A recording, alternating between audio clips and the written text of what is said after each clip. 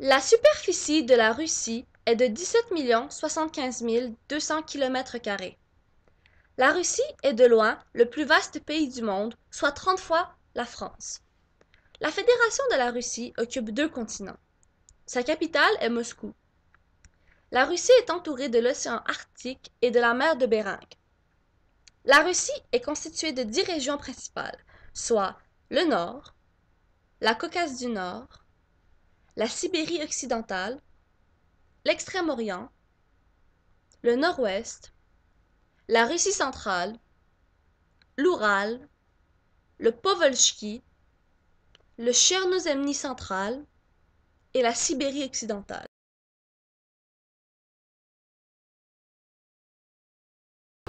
Après la fin de l'URSS, la Russie prend son nom et est officiellement reconnue en janvier 1992. La Russie est parmi les premiers producteurs mondiaux de gaz naturel et de pétrole. Elle est formée principalement de plaines et de plateaux. Sa population est d'approximativement 142 700 000 habitants. Sa langue officielle est le russe et sa religion, bien que dite non officielle, est la religion orthodoxe. Pour finir, son unité monétaire est le rouble.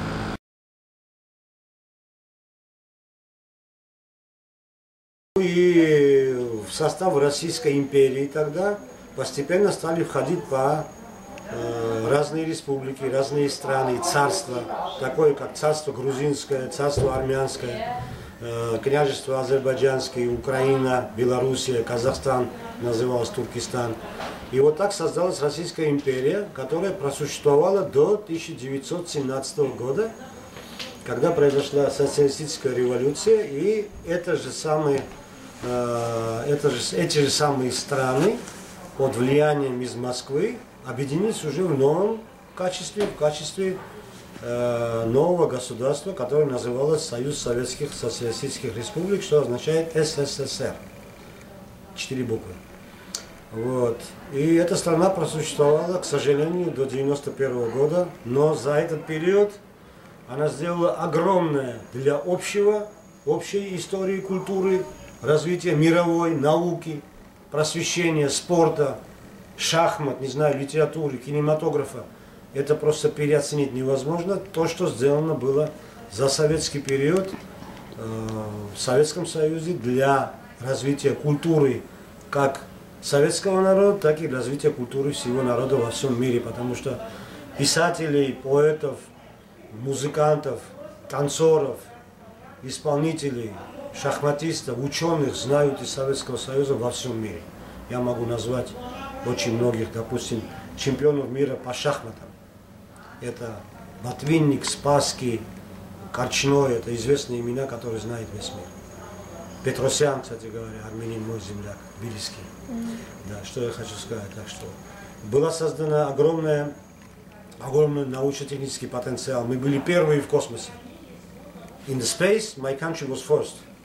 Soviet Union was first in the space. We sent the guy, Yuri Gagarin. Oh, yeah. He was the first guy in the space. It was in 1961, I think. I don't remember exactly. 61, I think, yeah.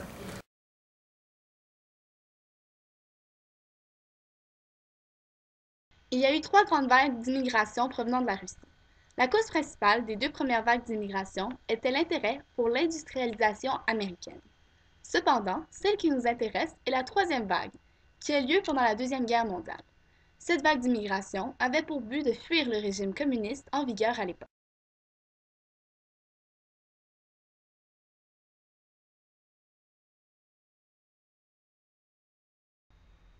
Tout Montréalais qui se respecte, nous dit-on, est déjà allé manger un poulet Général Tao dans le Chinatown.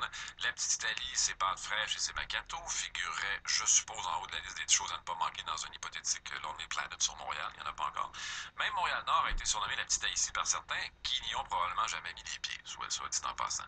Alors, assez peu de gens, par contre, savent que Montréal compte aussi une petite Russie. D'ailleurs, j'en faisais partie avant de savoir que vous alliez nous en parler, Myriam.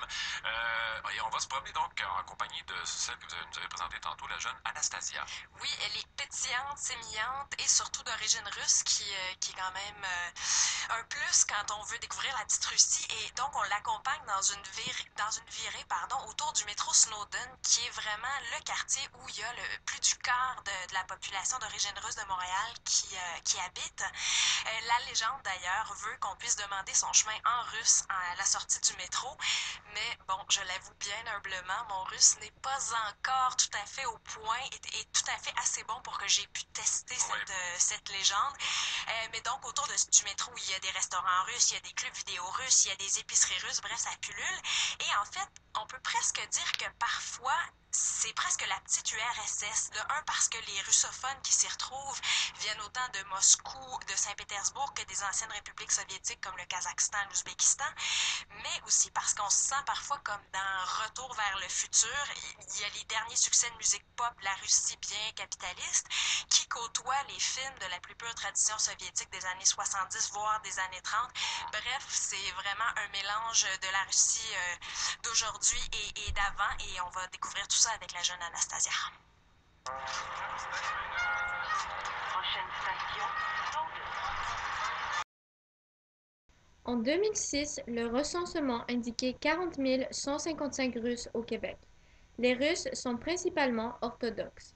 Ils parlent le russe, l'anglais et le français principalement. Majoritairement, on retrouve les Russes dans les quartiers Côte-des-Neiges, Notre-Dame-de-Grâce et un peu dans Ville-Marie et Saint-Laurent.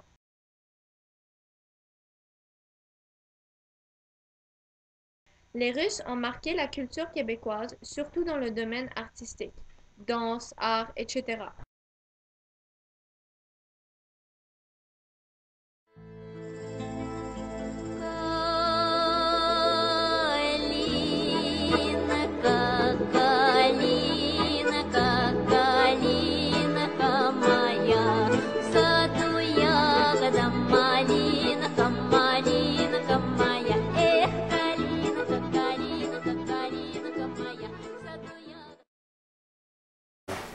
Année d'immigration.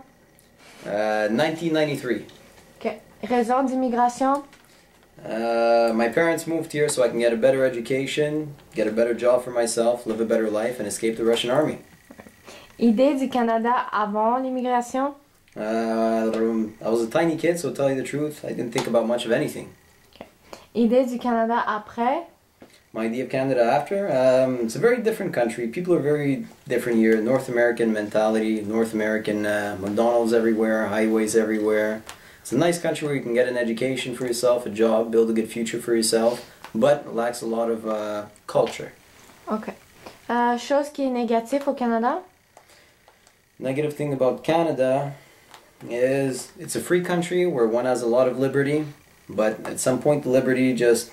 Everybody wants liberty, and sometimes they interfere with each other's liberties, so I guess you have clashes sometimes, and the government's only been around for around 400 years, so they haven't had time to experiment, and they haven't had time to figure out the right laws here, so they're still in an experimental phase, let's say, as opposed to other European countries who've had time to develop their laws and find out exactly what works best for the people. Ok. Chose préférée du Canada? Favorite thing about Canada? There's lots of work everywhere.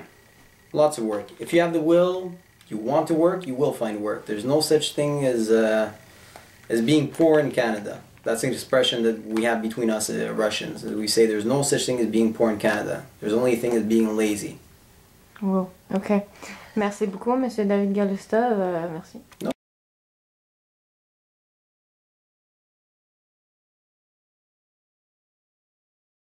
Donc, quelle est votre année d'immigration au Canada? 96. Parfait. Et votre raison, pourquoi avez-vous décidé d'immigrer ici? C'était pas juste moi qui a décidé, c'était surtout mes parents. Okay. Dans le temps, puis c'était la période... on est parti de l'Ukraine en 94. Puis 2 ans, c'est ça ce que le temps ça nous a pris d'atterrir finalement au Canada. Donc quand on était parti, c'était le moment où il y avait beaucoup de changements dans le système politique et économique en Russie, et qui a fait en sorte que c'était aussi la période où il y avait beaucoup de criminalité, donc mes parents avaient peur, et pour eux, et pour les enfants. Parfait. Puis, quelle était votre idée du Canada avant d'arriver? Peut-être que vous étiez trop jeune pour... Non, non, mais on en a parlé, mais on savait rien. On savait qu'il y avait Canada, on connaissait qu'il y avait Montréal et Toronto, puis c'était à peu près le même climat que chez nous, puis c'était tout. Ça s'arrêtait là. Et votre été du Canada après? Est-ce que vous avez quelque chose qui caractériserait le Canada ou je sais pas, quelque chose que vous pensez au Canada? Nous, ben, en tout cas, pour ce qui est des immigrants russes, surtout première génération comme mes parents et moi, la chose, surtout après avoir voyagé, quelque chose qui ressort, mais surtout par rapport à Montréal, qui est peut-être pas la même chose à Toronto ou ailleurs, on dit toujours que c'est une sorte de un marécage très calme. C'est vraiment la chose qui ressort le plus souvent et beaucoup d'immigrants, en tout cas russes, partagent cette idée-là, que c'est très tranquille ici, très calme, donc on est vraiment, on fait nos choses, puis on est en paix. Parfait. Ensuite, donc peut-être que ça va se relier un peu avec la question précédente, mais qu'est-ce qui est votre chose préférée au Canada? Comme qu'est-ce qu'il y a quelque chose que vous adorez ici? Quelque chose qui vous manquerait si vous partirez d'ici? Est-ce qu'il y a quelque chose ou ce serait encore la paix et le calme? Ben, ce serait aussi les gens, c'est très différent, la culture est différente ici, Okay. faut le dire, mais quand on vit ailleurs, on s'habitue au mode de vie ailleurs, donc on ne peut pas vraiment dire que ça va manquer, mais ça va pas être mieux ou moins bon ailleurs. Ouais. Puis ensuite, quelque chose qui est négatif ici au Canada. Qui est négatif? Quelque chose qui a un bémol que vous aimez moins. On n'est jamais capable de prendre une décision. C'est-à-dire qu'on essaie tellement d'accommoder tout le monde et n'importe qui, on essaie tellement d'être juste et égal avec tout le monde qu'à un moment donné, on n'arrive pas à trancher. Ouais, ok. Et donc, quelque chose qui vous manque de la Russie? Pour moi, pas grand-chose. Étant donné qu'on est parti vraiment, vraiment jeune, il n'y avait pas vraiment quelque chose en particulier en Russie que j'ai gardé comme souvenir. Pour mes parents, il y a beaucoup de choses qui manquent. Ils ont comme une longue liste. Mais pour nous, pour les jeunes, on s'habitue, on s'adapte, puis voilà, on oublie.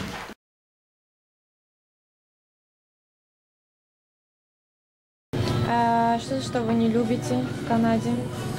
Что я не люблю, то что,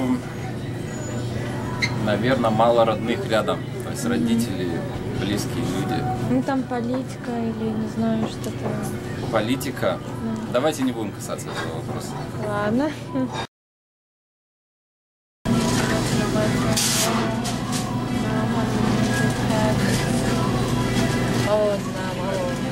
Can you ask?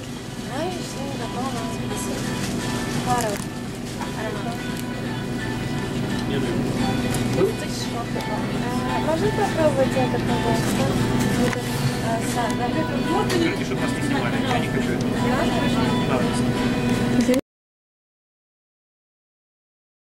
До свидания. До свидания.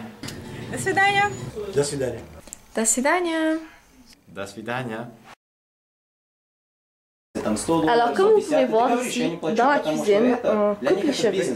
Donc, on fait une belle petite coupe de cheveux pendant qu'on fait le souper. Pour préciser, ici, la cuisinière fait le souper avec une chaîne dans les mains. Bonjour. Ensuite, ici, on a le grand frère. Le grand frère qui a une conversation avec une autre russe ici. Voilà, elle nous ignore. Et ben voilà, alors ça, c'est ça que ça a l'air une cuisine russe. Voilà.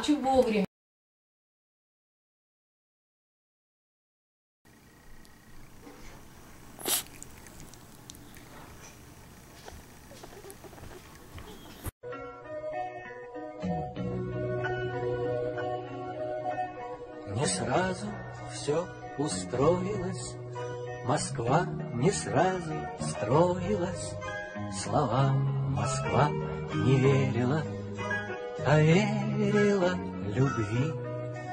Снегами запорошена, листвою заворожена, найдет тепло прохожему, а деревцу земли. Александра, Александра, этот город наш с тобою, стали мы.